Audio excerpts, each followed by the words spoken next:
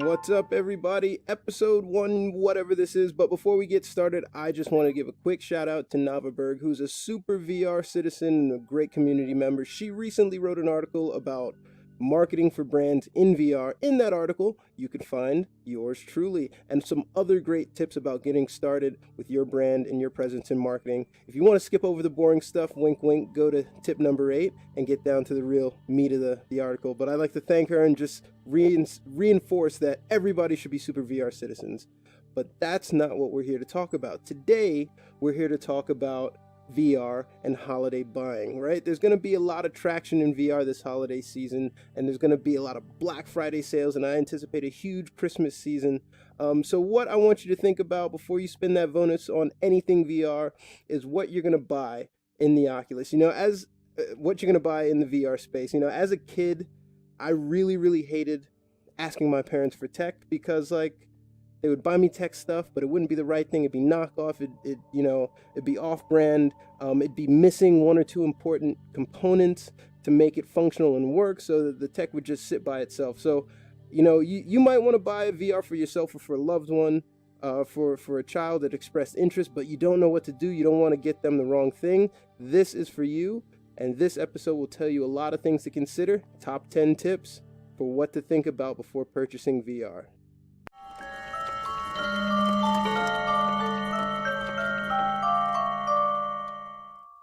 So if you're thinking about getting into VR, the first thing you need to do is know the market. Know exactly how much you're going to spend and on what. What is the good experience? So obviously, you want to know the pricing.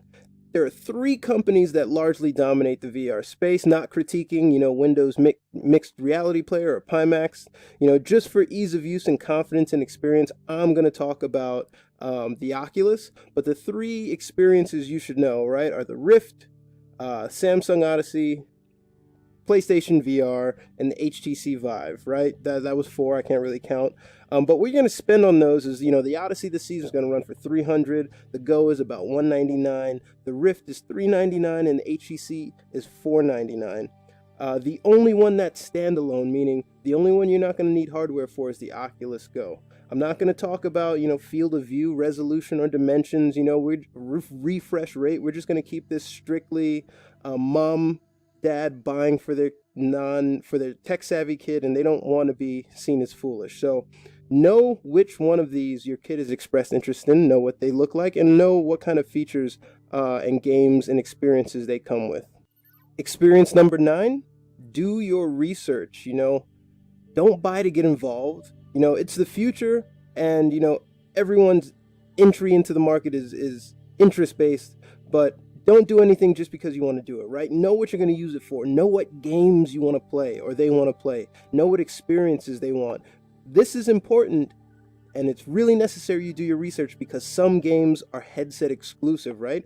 So if your kid says, I want to play Marvel VR, and then you buy them the HTC Vive, because the game is an Oculus exclusive, they're not going to be able to play it in there, right? So research the industry, ask questions in the forums, just make sure, if someone is expressing an interest, if somebody's a sculptor, know where they can play these, and make sure that the device is compatible. I lean toward Oculus. Oculus is a safe bet because you can use the Oculus inside other markets like, Steam, but not necessarily vice versa. So it's important for number 9 that you do your research.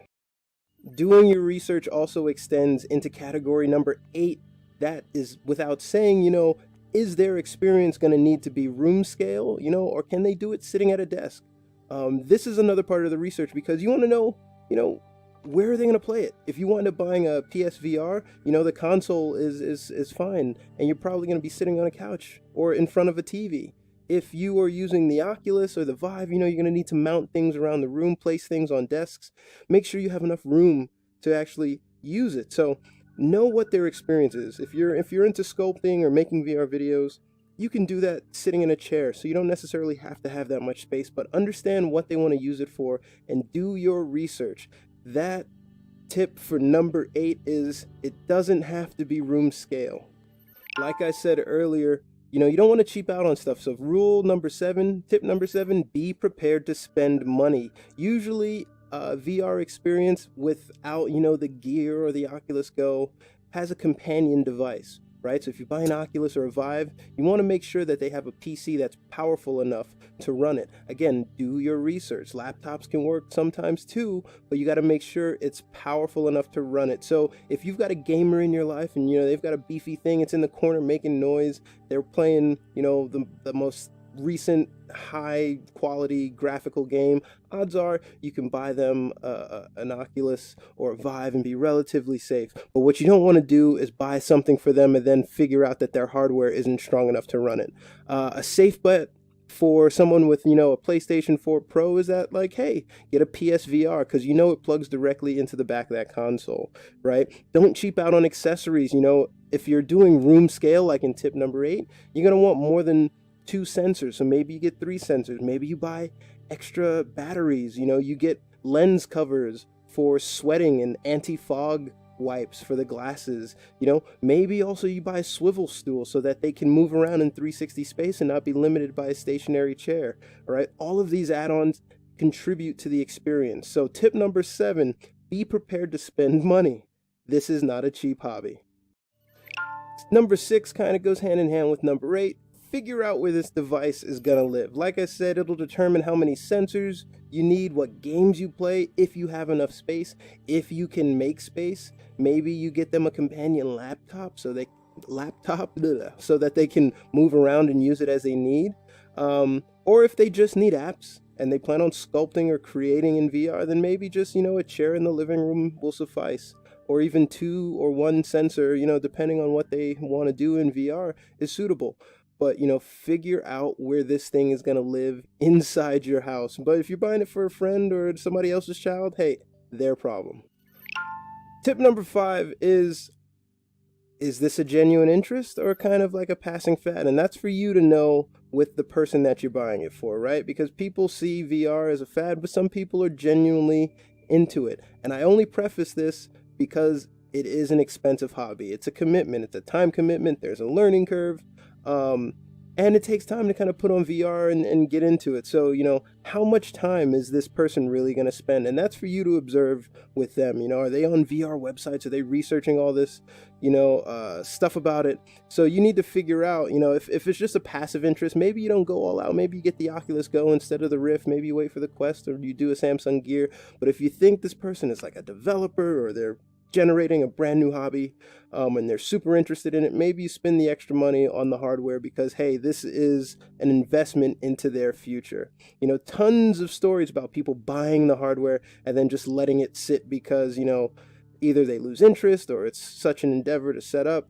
That's on you to decide, but you need to make sure that you're buying it for someone with the right intended use. And so tip number 5, figure out how much time someone's going to commit to actually using VR.